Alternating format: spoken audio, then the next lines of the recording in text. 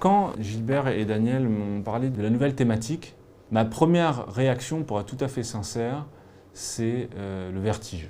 En me disant, football et religion, par les temps qui courent, ce sont des thématiques qui sont difficiles à traiter, pour des raisons de source, pour des raisons intellectuelles, mais aussi parce qu'on peut prendre le risque de ne pas être compris. Et c'est peut-être ce qu'il y a de pire. Thibaut Leplat, je suis prof de philo et consultant à l'Afterfoot RMC. Je suis au sommaire du numéro 5 de la revue de l'Afterfoot consacrée au lien entre football et religion. L'objectif du papier était de décrire deux évolutions parallèles ou qui s'entrechoquent.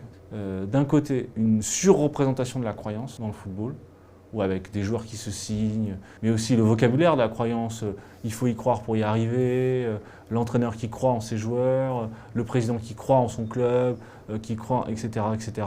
Tout un univers qui est un univers religieux, en fait, qui est l'univers de la pensée, l'univers de la prière, l'univers de la superstition. Donc une surreprésentation de la croyance et en même temps une désacralisation du terrain. C'est-à-dire que le terrain, qui a été longtemps un espace sacré, qu'on ne profanait pas.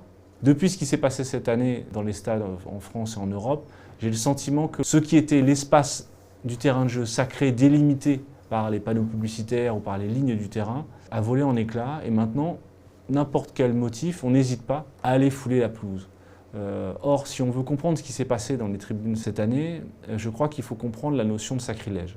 Pour qu'on aille investir un terrain, pour qu'on passe la frontière du terrain, il faut d'abord qu'on passe une frontière dans sa tête, qui est la frontière du sacré, qui est de dire ce que je vois en réalité n'a pas de raison d'être respecté outre mesure, n'a pas de raison d'être séparé de moi, donc j'y vais et j'y interviens.